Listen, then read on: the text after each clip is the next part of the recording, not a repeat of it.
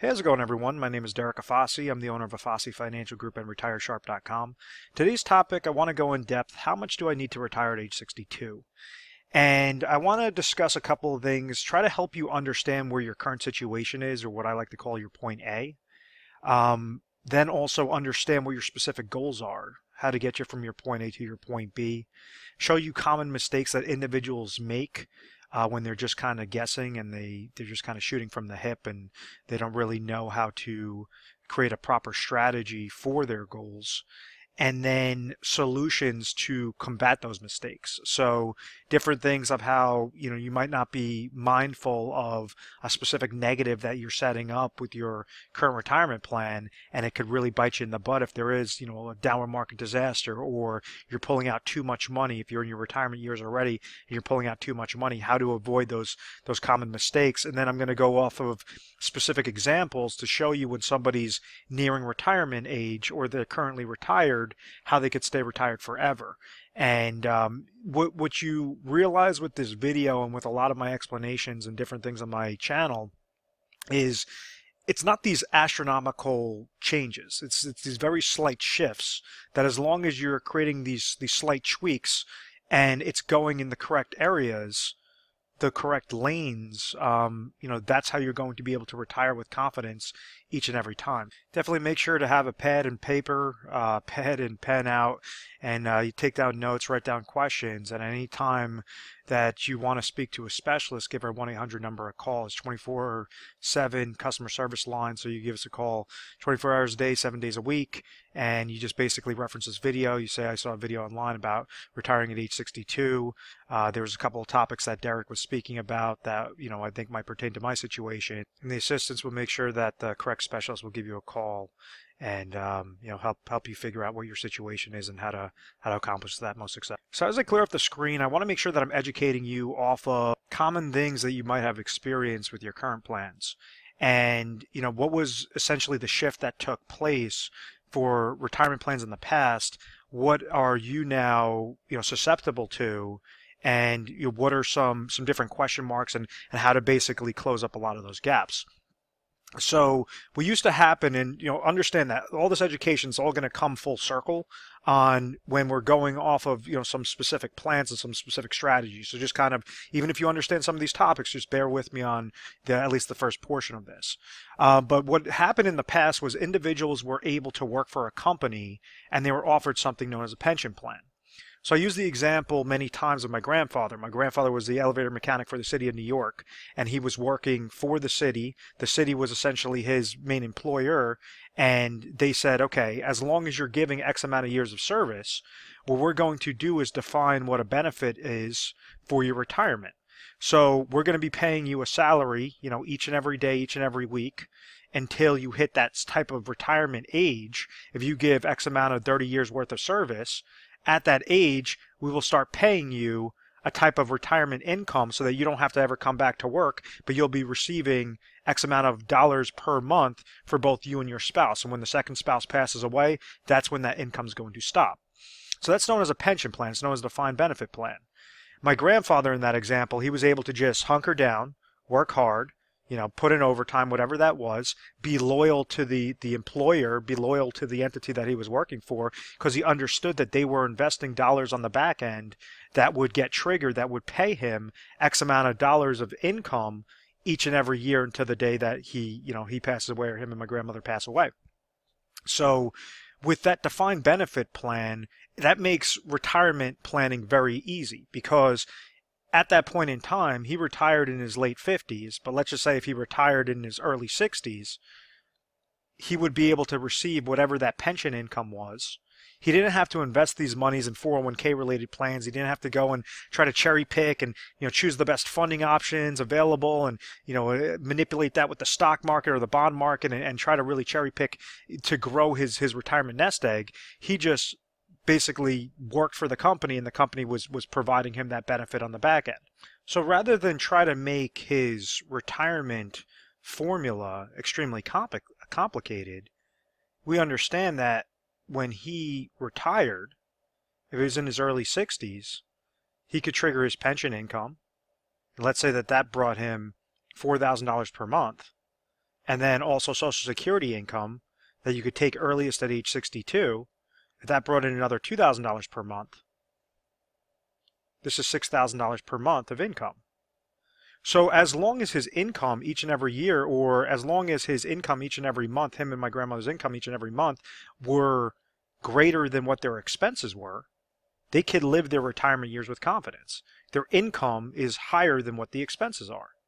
So if now, let's say if he was bringing in $6,000 per month, but he decided, oh, I worked my whole life and now I want to go and piss all this money away and, you know, try to ring up my debt and go on all these lavish vacations, and now he needs $10,000 per month of income, that's a large gap there. So the first step to trying to retire early is make sure that you understand what your expenses are and understand what your budget is, and stick to that budget. There has to be a type of, you know, hold your feet to the fire and make sure that you're not just, you know, patting yourself on the back for working so many years. There has to be a reality to the situation. If you want to go and try to, you know, piss money into the wind after you retire, that's going to result in a very large mistake. And what's going to occur is you could try retiring when you're 62 and then realize, oh my gosh, I have no more money left by the time you're in your 70s, and now you have to go back to work, and you know everything that you thought of retirement being this great wonderful thing did not occur. So the first thing is you definitely have to stick to a set of rules, stick to a specific plan. The most important one is be conservative and understand what your expenses are and really own what your expenses are. So now I also understand that individuals watching this video, majority of them unfortunately do not have pension plans, or if they do have a pension plan, it might be, you know, such a small dollar amount, and there might be some other savings involved that you had to save yourself.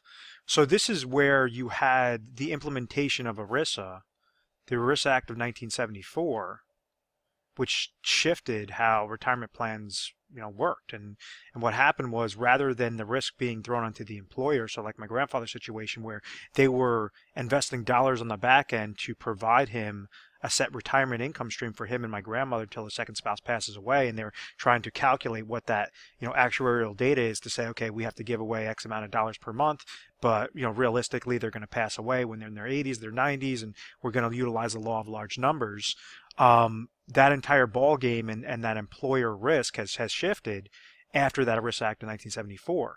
And what it did was it allowed individuals, it allowed employers to create sorts of retirement plans for employees that the employees could invest themselves, and therefore transfer that risk from the employer directly to the employee. Hence the implementation of the 401k plan. So if you've ever heard these retirement terms, a pension plan could also be known as a defined benefit plan off of a 401k plan or other type of qualified plan like a 403b, a thrift savings plan, 457 plan, are known as defined contribution plans. And it's not that complicated of a term. All it's saying is that the employer defines what the benefit is under a pension, as opposed to the employer just defines that you could contribute into that plan, defined contribution plan. So that's basically the more complicated of the difference between defined benefit versus defined contribution. Now, with 401k plans, the way on how these work, and actually let me clear this off, how a 401k account grows, I want you to think of that like a bucket. As you have an individual that's working for an employer, the employer is obviously paying this individual a type of salary or income, and now they're saying, okay, when you start working for us, we're going to give you your employee benefits package, where it's going to have your, you know, your health insurance, life insurance, different ancillary products, and then also you could add dollars into a 401k each paycheck or every pay period or each month or at the end of the year, whatever that case might be. So as this person's getting paid, let's say this individual's making $100,000 in a given year, and they decide to put away 10% of their salary into their 401k plan, that shows that the contributions being placed into that 401k plan are going to be, you know, $10,000 for that year. It's basically a percentage off of whatever the salary is, and then that's what's going to add in the contributions. 401k plans, in order to further incentivize somebody to add dollars in there, the employer saying, hey, we're not just completely screwing you over and not giving you a pension plan. What we're going to do is try to still retain good employees here, or at least provide you an incentive to invest into this plan and to try to stay with our company. So we're going to give you something known as a match. So this is where you might see like a 3% match off of your money. So if somebody's making $100,000 and they put 10% of their salary in there, that's $10,000. They're going to also receive $3,000 of a match. If they put $3,000 in there, then they're also going to be receiving $3,000 of a match. If they put $1,000, which is only 1%, they're only going to receive $1,000 of a match. So it's usually up to that specific percentage, and then sometimes you have different variations of that. But the point I'm trying to make is this 401k bucket, or these qualified employer-sponsored retirement plans, they grow by the contributions and the rate of return that's associated with that type of 401k bucket. So the rate of return, these are determined by the different funding options available. So rather than having the employer invest those monies for you on the back end and decide how much income you're going to be receiving by X amount of years of service, they're saying, nope, we're washing our hands of this. We're going to tell you, okay, you have about 10 to 20 funding options to choose from, but it's all on you. You know, we might give you some different educational pieces, or might assign a financial advisor that you could ask questions with, but ultimately it's whichever options you choose. Think of them as eggs in your basket. That's what's going to determine what your rate of return side is. So when you had the implementation of ERISA in 1974 and then the implementation of 401k related plans in 1978, well, now you had this large shift from defined benefit plans to defined contribution plans. And what did it do to the stock market? What did it do to growth rates when individuals were contributing to their 401k? And now what you're doing is you're releasing a fire hose. This whole baby boomer generation is now adding more and more and more dollars into the market. So now we saw this extreme growth on a rate of return side on these 401ks and these types of qualified related retirement accounts, or investment related plans. So as an example, this is a chart of the Dow Jones Industrial Average from its inception, and it's showing you that yes, during certain time frames the market went up, the market went up, the market went up, the market went up. It was more gradual, and then all of a sudden what happened from 1980 through 1999, you had over a 1,270% gain into the market. So it's like that fire hose that's being released into the market, and therefore it's inflating the rates of return from all those individuals that are placing more and more dollars into their employer-sponsored retirement plans as a defined contribution retirement related accounts. Now, what occurred from 2000 going forward was obviously we had the tech bubble bursting, we had the Great Recession, and most importantly, we now had individuals that were pulling monies out of the market to live off of for retirement income. So the purpose of showing you that chart was now you have the pressure of baby boomers that are needing to retire, so they need to liquidate their positions out of the market. You don't have enough of the Generation Y and the millennials that are saving their monies to basically offset that switch. So this is why we're seeing, constant market volatility. And it's not so much like, obviously the market's been doing really well for the past year or year and a half or so. The point that I'm trying to make is that you can't just set it and forget it anymore. You now have to have a strategy. Because if you're going and you're trying to accumulate your dollars, like when somebody's planning for retirement, when they're nearing age 62 for retirement, they're in something known as an accumulation stage. So what they're trying to do is efficiently, from their point A to point B to that retirement age or to their retirement years, they want to efficiently accumulate these dollars. In order to efficiently accumulate those dollars, they have to make sure to eliminate as many holes out of this bucket as possible and eliminate when this rate of return side comes back negative, like a 2001, like a 2008. And case in point is in 2008, you had average portfolios lost anywhere between minus 30% to minus 60%.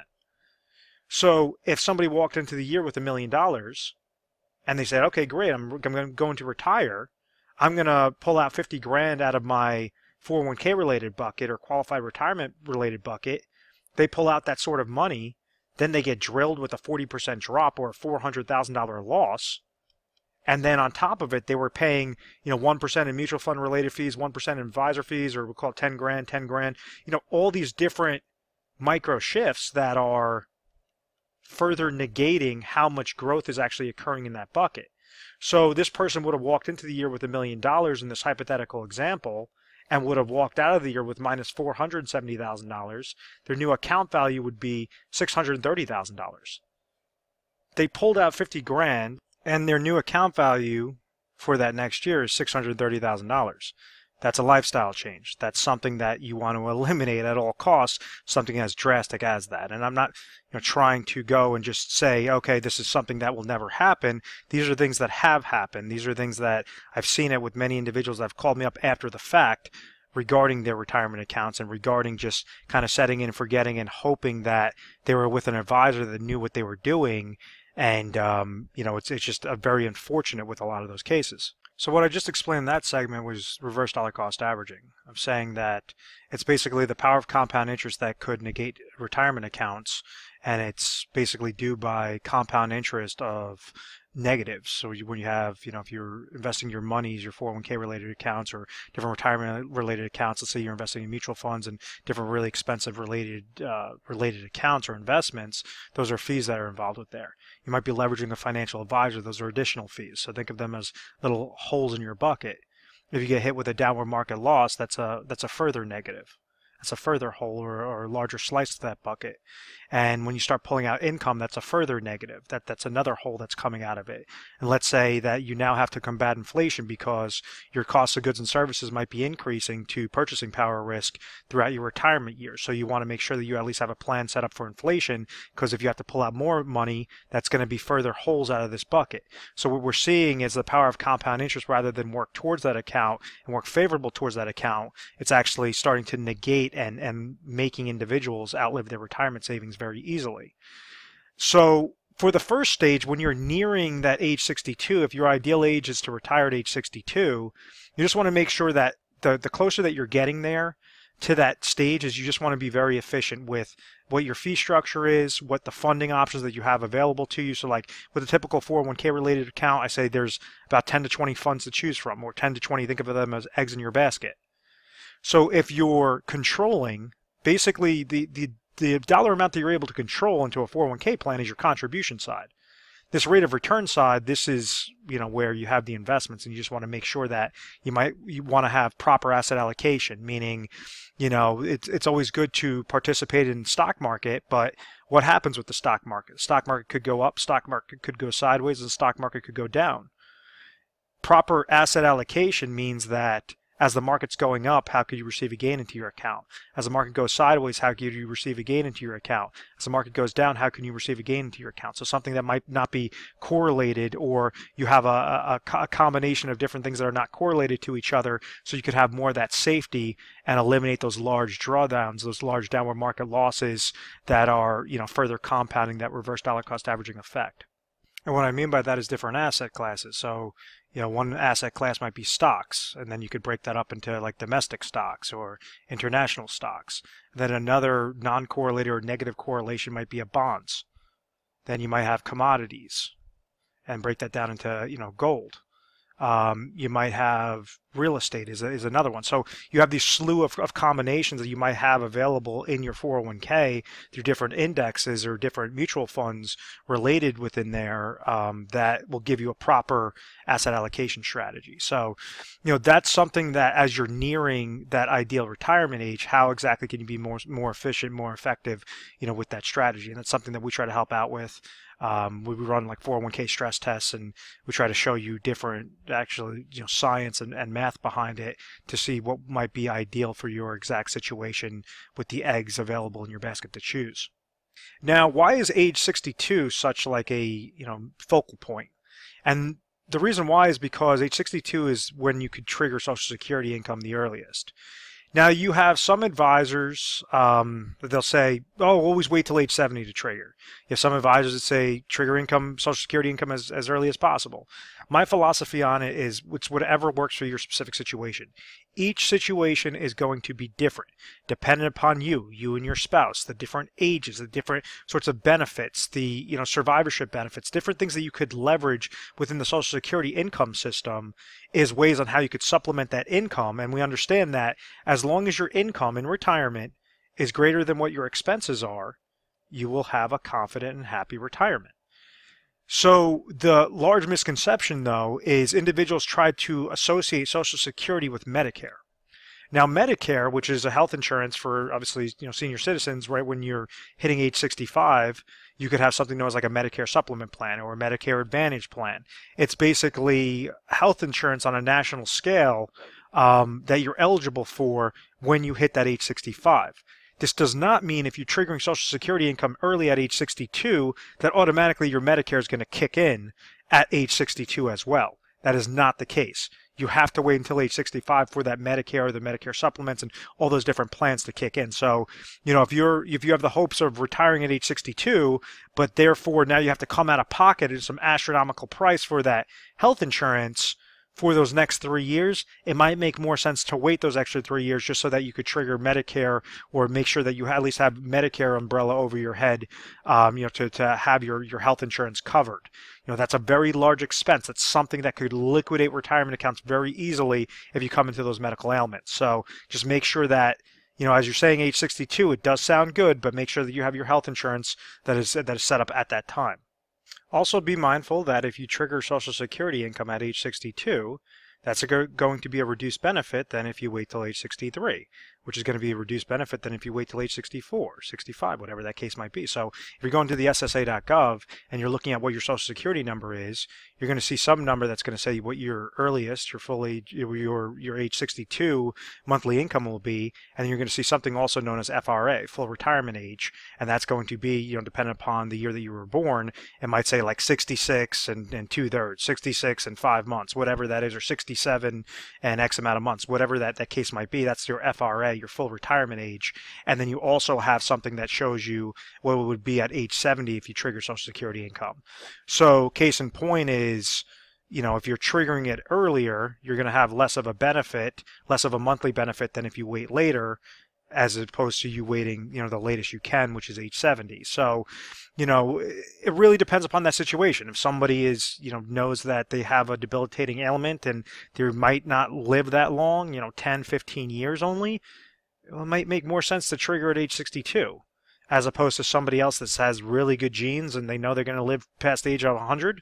Well, maybe if they don't mind working and they don't want to trigger that Social Security income just yet, well, maybe they wait till age 70 and they have that, that larger Social Security payout at that point in time. So, it's really depends upon their situation. We have different calculators. We have different, different reports that we help individuals out to figure out what that number is. But ultimately, it depends, most importantly, what your expenses are. What your expenses are, what you're bringing in, and exactly if, that specific income with your Social Security and other retirement accounts can be greater than what those expenses are. And understand that concept that if you're pulling income earlier, you're going to have a reduced benefit as opposed to waiting longer, you're going to have a larger benefit, because that Social Security concept also correlates with pension plans. But let's say if, somebody sufficed their 30 years worth of service and they're 59 years old, they might be receiving X amount of thousands of dollars. But if, let's say, they've sufficed those years of service, but then they're not triggering their pension until they're 62 years old, that might be a higher dollar amount. So they're going to incentivize you to wait longer to therefore start paying you out that sort of income. So that's how some pension work. That's also the main concept of how an annuity works as well. This is when you have like a deferred annuity. You're going to, let's say if somebody's 60 years old and they're looking to trigger income from that deferred annuity at age 65, maybe they might receive 50 grand of income, as opposed to if they wait till age 67, they might be able to receive $56,000 of income. It's that same sort of concept. The earlier that they're triggering it, the less dollar amount that they're going to be receiving, because they're calculating the risk of saying, okay, well, those are that many more years that this person is going to be able to receive of income. So the less years, meaning that if they have this mathematical date of death stamped on their forehead of age 90, well then, this is the difference of 25 years that the insurance company has to, pay out, or statistically from the Social Security Administration has to be paying out until that actuarial data showing how long that individual is probably going to be living to. Or if they wait till age 67, well, maybe that's going to show 23 years. So therefore, they're able to give them a larger benefit. So there are certain break-even points. It really just depends upon your situation, and that's what we try to help you guys figure out most efficiently. Now, the most important takeaway with this video is to understand how can you customize your plan to make sure that you're able to retire at this age 62, so you can figure out how much you actually need to retire at age 62. And this is when individuals could leverage IRA contracts, individual retirement accounts, And you could take your old retirement accounts and you could roll them over into customized IRA accounts so that they're being segmented into specific lanes that are ideal for their age 62. So let's say if this person's 55 years old right now and they want to retire at age 62, this is their point A, this is their point B, how to make sure we're getting there most effectively, most efficiently, and then from point B all the way to date of death, that's the overall plan. That's the overall piece of the puzzle. Let's say if the person's age 60 and they want to retire at age 62, well, now we have a smaller gap there, but now you might be eligible to do further rollovers with this type of plan. So what exactly am I talking about when I'm saying rollovers and individual retirement accounts? Now an IRA, a traditional IRA, is very similar to how a 401k works, except for it's set up by the individual, it's not set up by the employer. So the way on how this computes is by the contribution somebody's making in there and their rate of return. The major difference is this rate of return side. Now the contribution limits, if you're trying to set up a regular IRA, the contribution limits are going to be less than if you're trying to contribute through a 401k chassis on that qualified basis. But for the customization purpose, this rate of return side is extremely important. What I mentioned on the 401k section was I said that typical 401k accounts have about 10 to 20 different eggs in your basket to choose from, or different funds in your basket to choose from. Typically those 401k funds are crappy funds, they're shitty funds, or they might be super expensive, or they just might be cruddy where there's not a lot of diversification that you could choose. So when you go and you set up an IRA, instead of 10 to 20 different eggs in your basket to choose from, you might have options between 3,000 to 5,000 different eggs in your basket to choose from. So these could be a lot higher quality, a lot cheaper of a price. Different things to really accentuate that rate of return side. So when you're eligible for certain rollover provisions, the IRS allows you to utilize these old types of retirement accounts, such as the 401k, such as the 403b, different things that you could go and instead of have those very small contributions as if you're just trying to create an IRA account on your own, which you might be capped at $5,500, $6,000 in a given year, depending upon your age. They're saying if you've incorporated this 401k, you could actually do large rollovers into an IRA. So like if you have $1 million into your 401k account, well, you could go and if you're eligible, roll over that dollar amount into a specifically designed IRA contract. And now we understand that contribution side, that's what that rollover consisted of with the bucket. But now your rate of return could give you a whole slew of different options available that could be more, that you could cherry pick a lot better for your exact situation. Meaning like if you're trying to grow your account, how do you have a better asset allocation strategy? If you're trying to trigger income, well, how could you have something that would provide you a type of income rider, like utilizing an IRA annuity contract? Or let's say you need something with emergency funds, something that you could have in a regular, IRA money market account that you could access at any point in time. Something that just builds up and has different pieces of your puzzle and specifies it in specific lanes. This is the power that you could do with these IRAs or with these rollovers or IRA to IRA transfers to make sure that everything is ideal for your retirement age 62 or age 62 until date of death. And this is where it goes off of the terms of what every individual needs to figure out before they're retired or currently retired and how to stay retired forever. Breaks down into three main components. I've briefly discussed the first component, which is income sources. The other two components are emergency funds and then inflationary protection.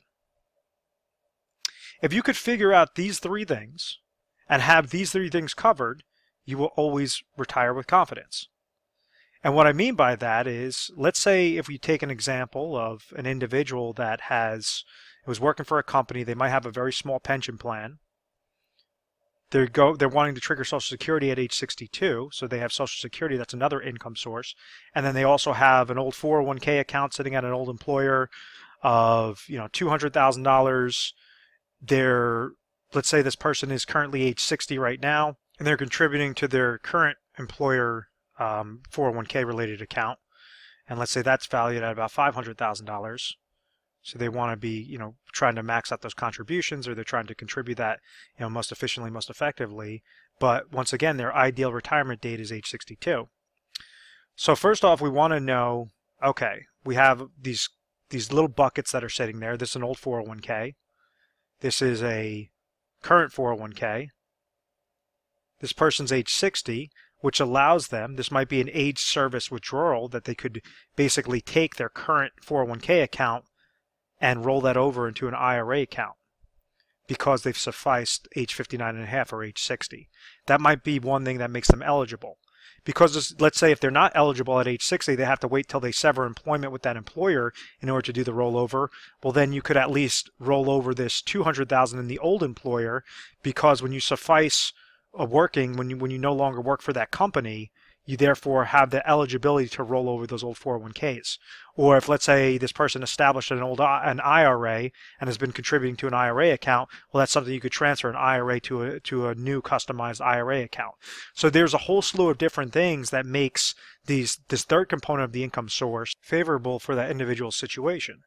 So the first step is to figure out what are the current accounts, how are those current accounts held, are they eligible to roll over those current accounts to have it into a better IRA account? Does it make more sense to go and roll that over into an IRA and to customize that option? Does it make more sense to just leave it at that 401k account? So we want to figure out what exactly they currently have, and then what exactly is the goal. This person says that they're currently age 60. They have $500,000 sitting with their current employer. They have $200,000 sitting with an old 401k. At age 62, they're going to have pension income stream that they're eligible for, that they're able to receive. And let's say that's going to bring them $20,000 a year. And let's say at age 62, they're able to receive another $30,000 of Social Security income. So right there, it explains in a very generic sense what their assets are. Income sources. What exactly are their expenses? And how much has their income sources already suffice what their expenses are? So let's say that we go and we send this client, this prospect, a budgeting sheet, a budgeting analysis to say, okay, let's figure out at your current age 60, what are all your expenses right now? At age 62, what are your expenses going to be? Are you no longer going to have a mortgage over your head? What exactly are, this going to be a reduction in expenses? Everything to the decimal point as best that you could fill that out. You could look at budgeting sheets. You could look that up on Google. We also have ones at our office that we just basically send over to you and we explain to you. But it's not that complicated. It basically says, okay, what's your expenses? What's your monthly expenses? What's your monthly income? All these different things. So let's say at age 62, we understand that this person is going to need $70,000 from age 62 to the day that they pass away, them and their spouse passes away, going forward. So what it tells us is that they're able, between the pension income and the Social Security income, that's going to bring them 50 grand. But their expense gap is larger. They need $20,000 of income to live off of for retirement monies. Let's say if this individual decides they're not going to try to utilize the IRA route and they're not going to try to set up an actual plan, they're just going to roll the dice and hope that their accumulation strategy that they've grown these dollars to, this $500,000 over there and $200,000 in their old 401k account, they're just going to basically stay susceptible to that risk. What they're doing is they're leaving themselves exposed to that reverse dollar cost averaging effect of saying their 401k is going to have different 401k related fees. If, let's say, they want to go and utilize an advisor for that to monitor their accounts for them, that's going to have an additional fee. That's going to be an advisor fee. Let's say if they're just leaving themselves susceptible to downward market losses, well, now that's a third negative. Now they're going to try to pull out more and more income. So if they have a large drawdown, a large downward market loss that occurs, this could liquidate, even though it is a lot of money, $700,000, this could liquidate it very quickly if they're not at least taking a proper approach. What used to happen back in the day where individuals were able to say, okay, I have these old 401k monies, these old retirement monies, I'm just going to go and leverage, fixed contracts like a bank CD or a fixed annuity that's paying me 10%. So as long as they would go and put a portion of their assets into that type of financial product, they'd be able to live off the interest each and every year. Well, unfortunately, those fixed related accounts no longer are paying 10%, and they're now, you'd be lucky if you find a bank CD that's paying for a 5-year 1.50%. So the entire ball game has shifted where now you have to take on a little bit more risk, or have more of a systematic plan in place.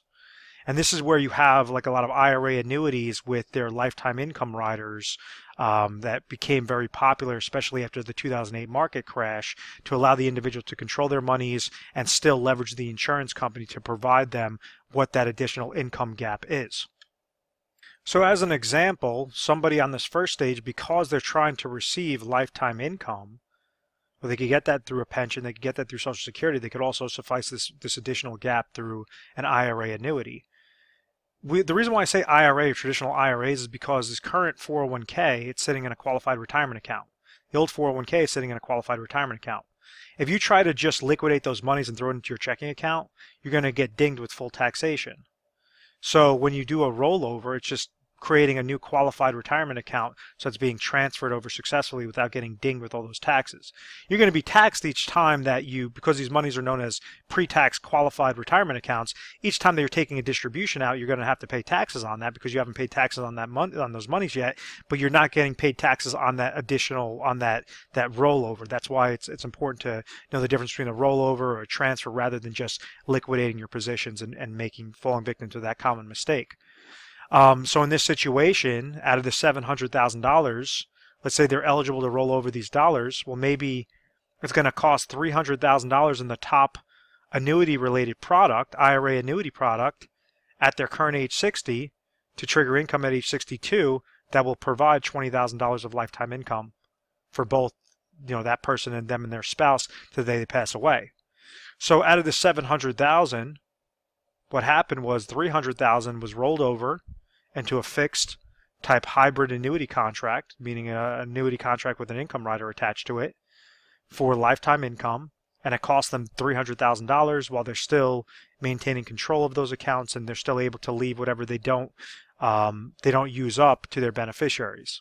And that's a whole nother conversation. You could review videos on different IRA annuities and different things that I've had out there, on my Retire Sharp channel. But understand that we don't want to try to go after the full dollar amount. We only want to put the correct dollar amount into that specific lane. So the income sources, we want to take $300,000 in this hypothetical example towards the income source IRA lane. So this is IRA number 1, and this is telling us that they will receive $20,000 of lifetime income. If this person, lives till 120 years old, that's still going to be suffice because they leveraged 300 grand off of their original 700 to go into the IRA number 1. IRA number 2, rule of thumb is that you want to have anywhere between 6 to 12 months of expenses towards some sort of emergency funds, meaning liquid cash. So out of this $400,000 that's remaining, maybe this person wants to take $50,000 and put that into an IRA money market account. Something that they could access at any given time. It's not going to gain, it's not going to lose, just something that they have extremely safe that they could access in case of an oh my gosh moment that occurs. So now that tells us that we have $350,000 more left to invest with. And now this could combat that inflationary need. When I say inflationary need, maybe at age 62 their expenses are $70,000, but maybe at age 67 that expense is going to increase to $75,000. Maybe at age 72 that's going to increase to $82,000. So you're going to have some expenses that are going to be fixed, some expenses that are going to be tied to purchasing power risk and inflationary risk, like the cost of goods and services increasing. So this is how you could grow your account most effectively, most efficiently. You could utilize this through an annuity laddering strategy, or you could set that up with different managed money concepts, proper asset allocation, different things that are a lot cheaper cost, different things like tactical managed money, or passive strategies, things that will just make a lot of sense, that will make more sense than leaving it with your current 401k related accounts. So in that hypothetical example, we took two different, account situations of 500,000 and 200,000, and we might have created, 3 separate IRA accounts or 5 or 6 separate IRA accounts that are now being customized to a specific need. As long as you get step 1 and step 2 covered, that inflationary stage is something that you could have a little bit more fun with. You could say, okay, well, I'm going to have a more risky growth strategy, and any time that account really does well, then I'm going to take an extra vacation that year. Or you might want to have a fixed conservative strategy that just says, I want to make sure that I'm having a return, of my money rather than on my money. So you could splice this up in a whole slew of different ways on that step 3, but what we're not doing is we're not guessing. We're at least, placing these IRA accounts into specific lanes to make sure that, yes, you could retire at age 62, but how much you need to retire really depends upon what your expenses are, and making sure that you're not splurging. You're not just, patting yourself on the back and saying, you worked hard and now you deserve this and now you could be, foolish with your money. You, more than ever, you have to have a strategy, because with retirement, you only have one chance to get things done correctly. Many times what we see are negatives of somebody, having these $700,000 accounts, and then they'll go and try to just throw that all into specific investments. And even though the reports are coming back that the investments have a 80% chance of basically providing them enough income from now until the date of death, that's still a risk. We only want to see things that have a 100% chance of success. 80% chance is not good enough. And the case in point would be like if you're going on an airplane and your pilot comes on the loudspeaker and says, "Hey, congratulations, there's clear skies and we have an 80% chance of getting to our destination successfully." You're going to see everybody running for the doors and trying to get off that damn plane. That's the same way you have to take your retirement and your retirement lifestyle, in your own hands. Is you only want to see 100, or what I always recommend is 100% chance of success, to make sure that we're leveraging all components, and it'll get you from your point A to point B all the way to date of death successfully, and so that you don't have those worries. So I hope that all that makes sense. Let's say if we're going through those 3 combination of things, and same situation, somebody has $700,000, but their income sources of their pension income are $40,000, and Social Security income at age 62 is going to be $30,000, and they have $70,000 of income, but they only have $40,000 of expenses. Well, you definitely do not need to leverage an income annuity as your first step as your IRA.